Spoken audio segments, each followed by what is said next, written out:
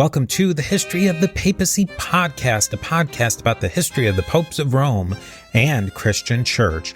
Prepare yourself to step behind the ropes and leave the official tour of the story of the popes and Christianity. I'm your host, Steve Guerra, and I thank you for joining me on this journey. You can find show notes, how to contact me, sign up for our mailing list, and how to support the History of the Papacy by going to our website, a2zhistorypage.com.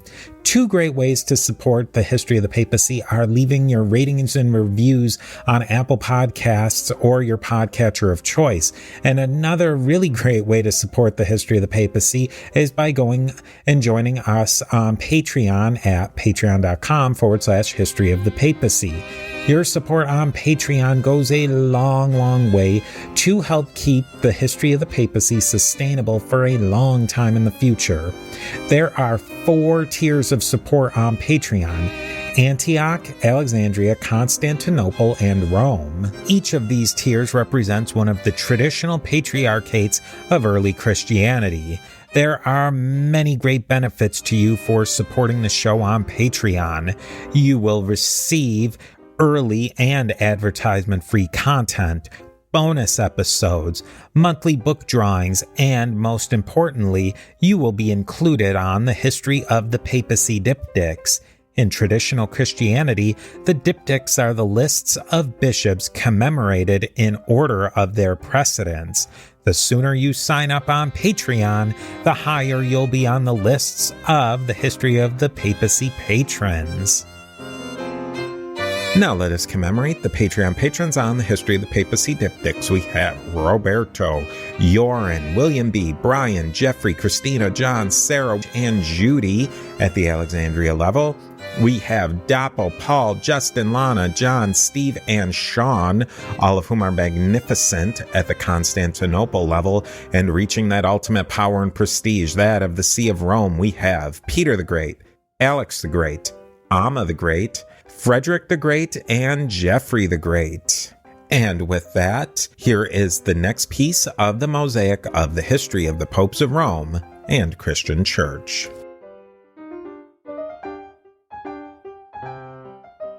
In a way to connect this to U.S. history, I mean, it seems like some of the very worst of industrial relations plus race relations, it seems like it's all playing out there in a way that's even like more stark. Yeah, it's a really, really rough, it would have been a really rough place to live. I mean, even up until World War I, Italy was the only country who committed decimations against its own troops. I mean, the ancient Roman tradition of decimation, every 10th person was murdered. And this happened in World War I, as we were fighting the supposed autocrats, Austria and Germany. They didn't do that to their soldiers. I mean, they wouldn't dream of it. If the Germans ever did that to any of their soldiers, it would have been like, why would you do that? That doesn't make any sense. It's our manpower. Why would you get rid of that? But it just goes to show like the level of problems in Italy. And this is throughout the whole time period I'm talking about. These uprisings happen in like 1893, 1894.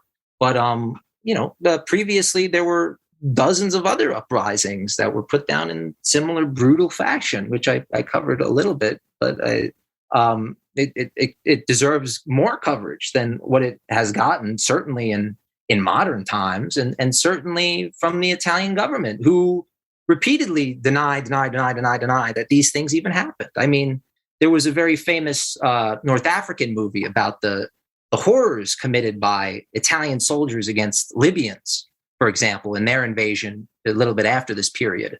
And it was banned in Italy. This was in the 80s because it was disrespectful to the Italian armed forces. And this is what we're dealing with. And this is the same nation that has a state religion. It has a neo-fascist party in power right now. It's what we're dealing with right now. And this all comes to a head in Ethiopia. All these machinations of nationalism and power confine themselves in an invasion. The first Italo-Ethiopian war was against a guy named Menelik II. Now, Menelik, he's probably and this, I'm going to shift it around a little bit. This is probably one of the greatest figures in human history. I mean, you can't name another colonial leader who not only resisted but won against the European powers. I mean, the guy from Mysore, he fought the British for a really long time. I know. There were certain, the Shoshone and the Seminoles. They gave the United States hell, for example, but in the end, they ended up losing. Ethiopia is the only country in the entire world that wasn't, colonized. That's an incredible achievement, and it has to do with, not only Italian racism, that they thought they were going against, subhuman, literally. They thought that they were going to fight a bunch of people with sticks and bow and arrows and stuff. They had no idea that the Ethiopian army was completely modern. I mean, their French guns even outranged the Italians. So they had a distinct advantage in this war. The war starts because of the Treaty of Ucchiali. The Treaty of Ucchiali, the translation in Italy says that Ethiopia is an Italian puppet. In Ethiopia, the translation in Amharic says the exact opposite, that Italy is actually an Ethiopian ally. And if Ethiopia needs it, they could call on Italian support in times of war or famine or disease or anything like that, and they would bring it. After this is revealed that this mistranslation exists, Crispy's furious. He wants his stuff. I mean, he was promised this. So he sends an army of 40,000 under General Bakhtiari to bring the fight to the Ethiopians. The Ethiopians quickly rally a feudalistic army of like 100,000 people from all over the kingdom or the empire. And Ethiopia, just so everyone's clear, this is, like I was saying, one of the most diverse countries on the face of the planet. Not just in terms of culture, but language. I mean, the languages spoken there is completely different depending on where you are. There's Tigrayan, there's Oroman, there's Amharic, there's so many different kinds of cultures. And even today, there's a massive war in Ethiopia that isn't covered because, I mean, I'll let you decide why it's not covered. I think it's pretty obvious. Where 600,000 people have died over these same cultural differences. And this still affects us today. I mean, why do we talk about Ukraine so much, but we don't talk about the war in Ethiopia, which is probably more devastating, a lot more. Steve here again. We are a member of the Parthenon Podcast Network, featuring great shows like Josh Cohen's Eyewitness History and many other great shows. Go to Parthenon Podcast to learn more. And now, here is a quick word from our sponsors. Oh, yeah, for sure. It's a great question to ask, is why this war that's been going on for a long time and different iterations, but the amount of people who've died. And I mean, I'll admit that I don't understand it or, couldn't explain it, but it's something that we need to be paying attention more to, and we're just not. And I think, like you said, there's a lot of reasons, and there's stuff that people don't really want to talk about of why we're not discussing it. But yeah, these problems still persist in Ethiopia, just like they still exist in Italy. And Menelik was himself responsible for a lot of these issues. He maybe murdered millions, literally millions of Oromo people and Tigrayan people and Sudanese people in his expansive empire that he doubled the size of in his reign. Not only that, he introduced so many modern technologies to Ethiopia, like the electric light, the railroad, the gas lighting, all this stuff. All this stuff was introduced originally by Menelik. And it garnered him literal worship, because the Rastafarian movement is based directly on the belief that this guy was basically close to God. I mean, he was maybe not up there, but pretty close. He was similar to like the Tsar. It was a similar relationship. And speaking of, they were both Orthodox Christian, so they were natural allies. There was even a Russian contingent that fought on the Ethiopian side in the Battle of Adwa, apparently. And this battle, the one I just mentioned, Adwa, probably the worst military defeat in definitely in Italian history, probably, but one of the worst military defeats in European history.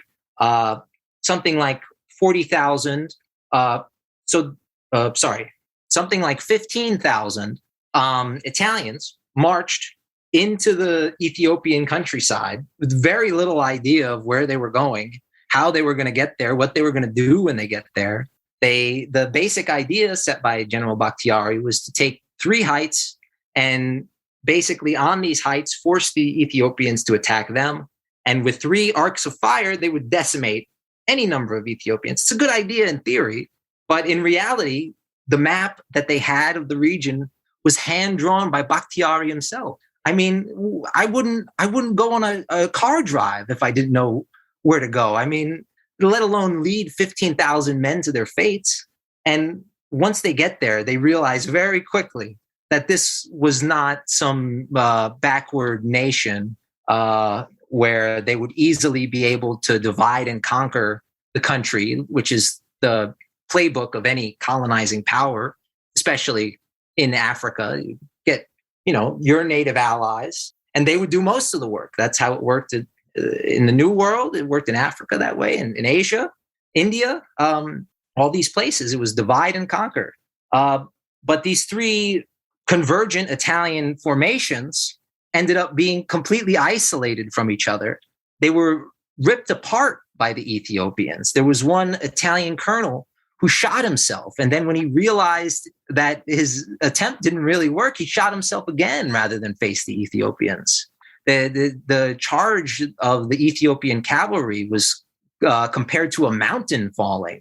This was a completely professional army that, it was led by people called the Ras, which were, again, this term was co-opted by Mussolini to describe his lieutenants.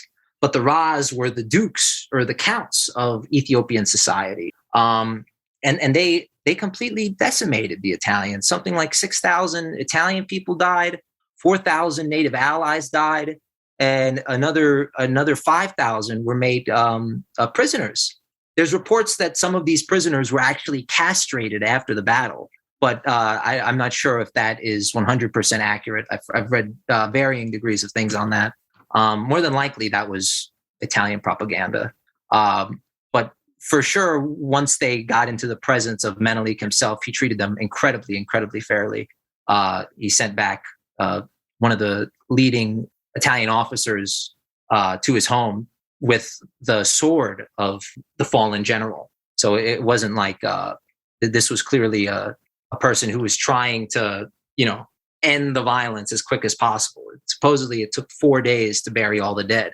Not only, likewise, the Ethiopians suffered something like 14,000 casualties in this one battle. And, the power of Ethiopia was shown very clearly. They would go on to fight against the Mahdists in Sudan and against the British, who sent an expeditionary force in Italy's support. That ended in basically a stalemate. And Ethiopia was given its sovereignty. It was recognized by the Italian people. They had to pay a massive indemnity to Menelik. They had to melt down all the coins that they minted with King Umberto as the emperor of Ethiopia. It was a real mess. And following this battle, Crispy had to resign. He finally took it too far. He finally found something that people wouldn't like him for. And after that, a succession of super authoritarians come into power. Luigi Pelù being the final one. He was appointed by royal decree. He wasn't voted on or anything.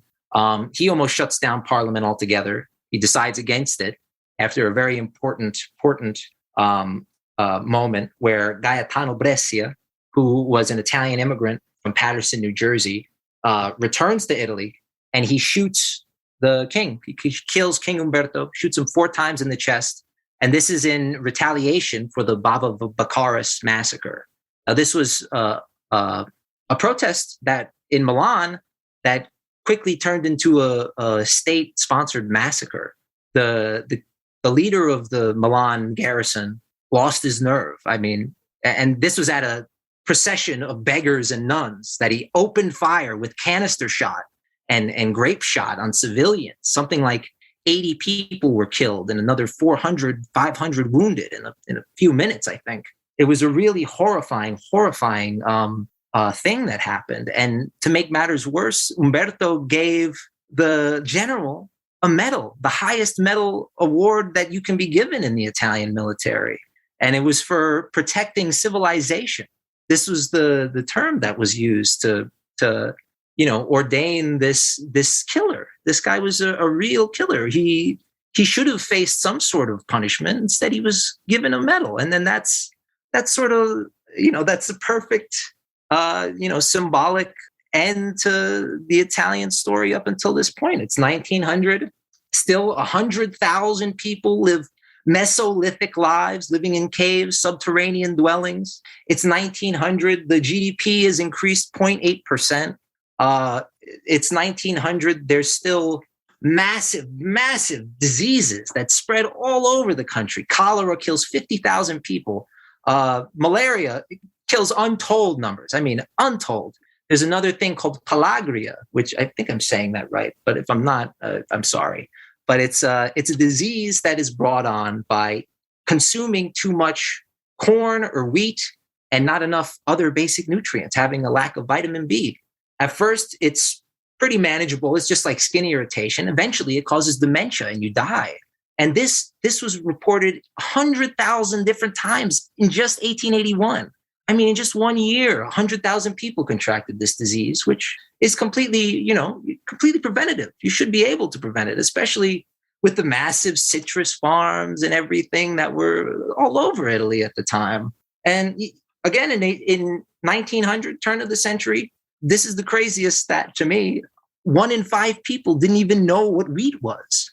Can you imagine that? Can you imagine 1 in 5 people not understanding what even bread is? Like, that's insane, and that's what we're dealing with. It's the country that led to the first fascist state. It's the country that led to the fascist death squads. It's the country that, in a lot of ways put us in the modern place we are today, thanks to their sort of insecurity and the way they felt about their neighbors. They were so worried.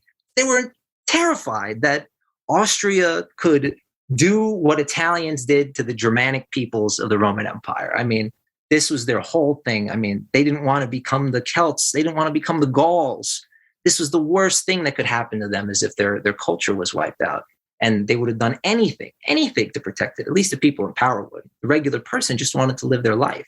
I mean, you can see where fascism comes from in a couple of decades later. It doesn't just fall out of a parachute, that these people who, like you're saying, they're dying of diseases of just the most basic, because they don't have a varied enough diet, like not even like slightly varied. They're eating one crop, and that's why they're all dying of these diseases that, I mean, were almost unimaginable at the turn of the 20th century. It's you mentioned Dan Carlin, and he always says that I can't remember which group he said, but it's like they're everything but more. And it sounds like Italy at this time, it was all the worst and of what was going on in the Western world at that time, but just even more so. Yeah, they had to crank everything up. They felt they had to. If they didn't, then somehow Italians would stop existing. Italy would sink into the sea. I don't know what they thought would happen, but it was something akin to that. They had to do this. If they didn't crank everything up to 11, it wouldn't work. It would have completely turned into a failed state. In our wrap up here, and you've done this much study, and what do you think could have been done differently early, maybe in the Risorgimento? I mean, we're getting into what if country here, but do you think that something could have happened earlier that could have maybe prevented some of the very worst excesses that we see at the end of this time period we're talking about today? I think if 1848 went differently, it could have been completely different. I mean, there would have been 2 states in Italy as opposed to, or maybe 3, maybe even 3 states. There would have been the North Italian Kingdom. There would have been the Central Italian Republic under Mazzini. And there would have been the South Italian Kingdom of the 2 Sicilies. And they would have probably converged up until the modern point. I think on top of that, there was a guy called I can't place his name right now, but he basically wanted a United States of Italy. I think if that would have been the thing, then there would have definitely been way less, regionalism and hatred against, your fellow countrymen just based on where they're from. Just because there would have been more abilities for people to really show kind of people they are. I mean, you can't really maintain and preserve a culture if the people in charge of you don't even know how you speak or live. I think if there was more local government, more freedom, obviously, would have been a step in the right direction. But literally, almost everyone says that's, at least in Italian history, says that it's the exact opposite. Like, oh, what we really need is more power in the state, more power in the king, because when the king was powerful, we were a great country, and it's the same argument. Yeah. I find too that there wasn't the person or the institution the ones that were available, like the House of Savoy wasn't really the greatest house to have centralized around. You couldn't have a Pope King, especially under, maybe if Pius the Ninth hadn't lived so long and there was somebody else, maybe. But even then, the Catholic Church was too international to be the centralizer of a burgeoning 19th century nation state. The liberals were not really the right group. The radicals weren't the right group. The Garibaldi's group, he wasn't the right guy. There was nobody who was the right person early on for everybody to circle the wagons around and let's make a state out of there. It just never worked out right. Yeah, if Cavour lived a little longer, I think it would have been really different too. But it's complete hearsay. I mean, we won't really ever know until they come up with a video game where you're able to reload certain periods of history and see what happens. When they do that, I'll definitely play that. Hey. You gave us a little bit of a sneak peek of where you're going with next. You still have at least an episode that, as of our recording, just dropped. But where are you going with future Turning Tides history programs? So my whole thing with Turning Tides is I wanted like something where I could do like a catch-all sort of thing, and because it's called Turning Tides, the tides turn every single day. And it's an incredibly important, shift change for the entire planet, not just for the marine life, but life on land too. So I chose that title because I wanted to be able to branch out into any direction I really feel like. Because if I stuck with one thing, I would lose interest in it very, very quick. That's how my brain works. At least I have ADHD out the wazoo. So I need to be varied in everything I learn about, or else it just becomes too much. But next is Puerto Rico. I'm going to do a series on Puerto Rican history. I chose Italy and Puerto Rico because I am myself Italian and Puerto Rican, and I thought it was an amazing way to sort of connect with my roots. And I really, really have. It's been such an amazing experience, just reading about all these different people, all these different human beings who it's like this person really existed. There was really someone like Giuseppe Garibaldi alive. It's like when you hear Muhammad Ali talk, like this person is real. This is a real person who's just said this stuff off the top of his head. It's so interesting to me, and Puerto Rico especially, because the first episode is going to cover the Taino culture, which were the native Antillians previous to Columbus, and it's also going to cover his landing in San Juan Bautista, which is the original name of Puerto Rico, and the extermination of the Taino culture. I mean, within 40 years, there's 60 left in Puerto Rico, 60, and I want to get into that. And there's so much more, especially recently, that's come out about native Caribbean life. For example, this is one of the most interesting things I've ever found. There are 800 slabs of stone with writing from Puerto Rico that has been dated since 900 BC. Wow, I never heard of that. This is incredibly interesting. You can look it up right now. They just did this carbon dating, and they had linguistic specialists discover that there's ancient Hebrew, ancient Phoenician, and then a third language that people assume was the ancient language of the original settlers of the Caribbean, which isn't what wasn't supposed to happen. We didn't believe that they had any ability to write or read. They definitely had a spoken language, but with this new discovery, the light has been being shed on a culture we thought to be, very archaic.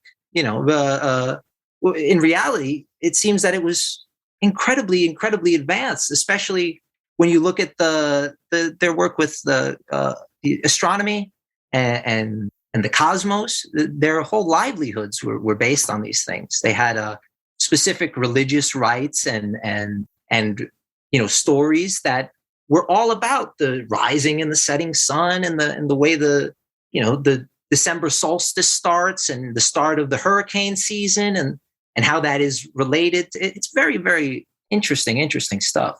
And all these slabs were found, they were kept secret by an old woman who said that this was her family's secret legacy, that hundreds and hundreds of years previous, they discovered these slabs in the ground and they kept them there. And this story passed on from generation to generation until this old woman told a priest on her deathbed that this was the library of Agua Ibana, which was the Chakwi leader of Puerto Rico, who's the chieftain. And it's incredible. I mean, I think it's definitely the very cool. Steve here again with a quick word from our sponsors. I think I've always thought, and I mean, you could start to, everybody will say you're conspiratorial, but all you have to do is basically Columbus did it. You drop a ship in the water in that general vicinity of Spain, North Africa.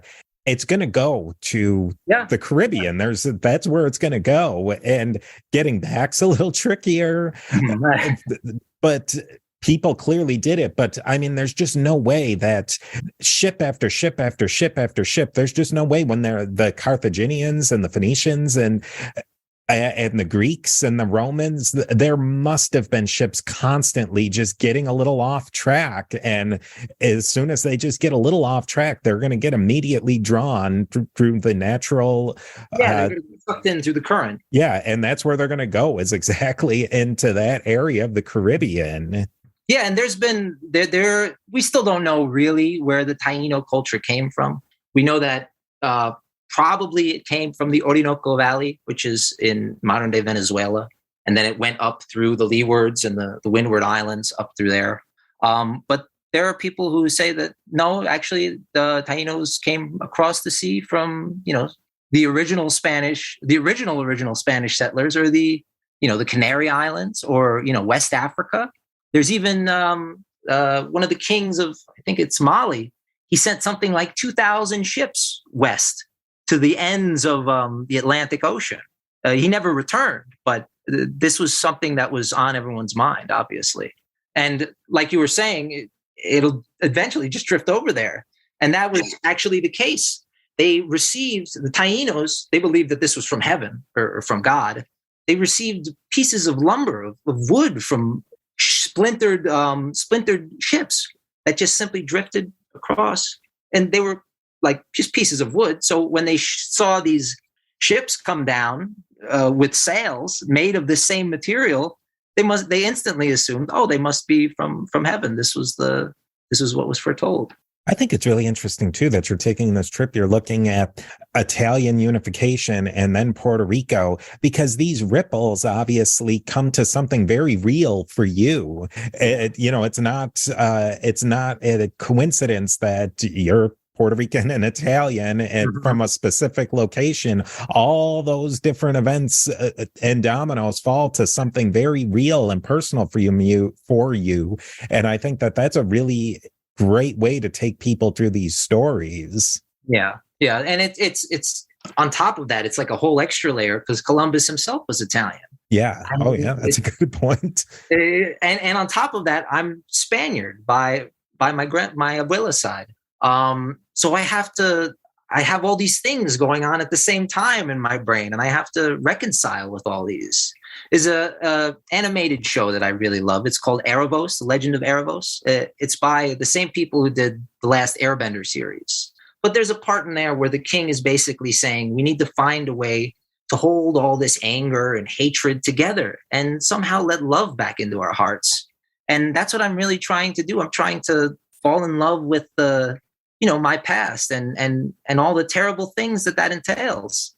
I am probably the product, at least somewhat, of sexual assault, either from my Sicilian side, who were continually harassed by either Bourbons or later Italian troops, and maybe on my Puerto Rican side, because when Columbus came, he didn't bring a bunch of girls with him. There were no women from Spain with him.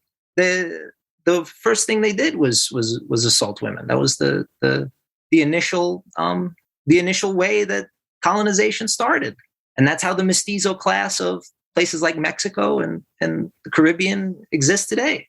Yeah, you've got to look at this history in every way that it unfolds, in the very best and the very worst, and that's how you get the full story. I think that's a great way to look at things. Yeah, and I want to just say I really appreciate you having me on. I'll tell everyone the story of how we sort of first came in contact. I'm just like on Facebook, just looking at different podcast groups. And I see yours, and I message you randomly because I see you're doing the history of the Pope. And I said, oh, wow, this is like right in time with what I'm doing. Let me message this person. I didn't expect you to message back or anything. I was like, oh, this guy's there. But then you did, like, right away. And you were like, do you want to collab? And I was like, I have like 20 downloads. What do you mean?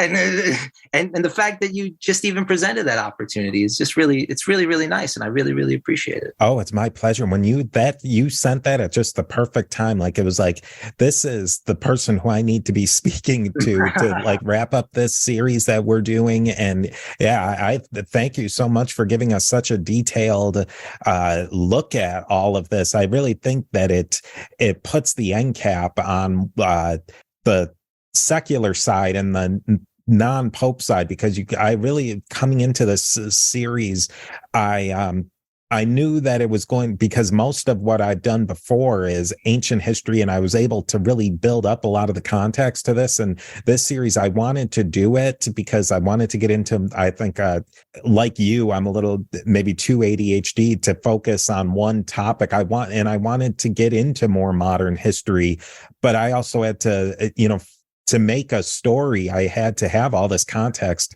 And, I am very thankful that you would come on and fill in all of this and kind of give us the rest of the story after, the classical end of 1861, or be it 1870, that, this stuff, well, it's still going on today. But to put that point, you really had to go a little bit further into the late 19th century, or early 20th century, to really put the final period on the end of the sentence of everything that we've been talking about, the 100 or so years, late 1700s. You had to really finish the story at about right in this point that you finished it. So I really appreciate that.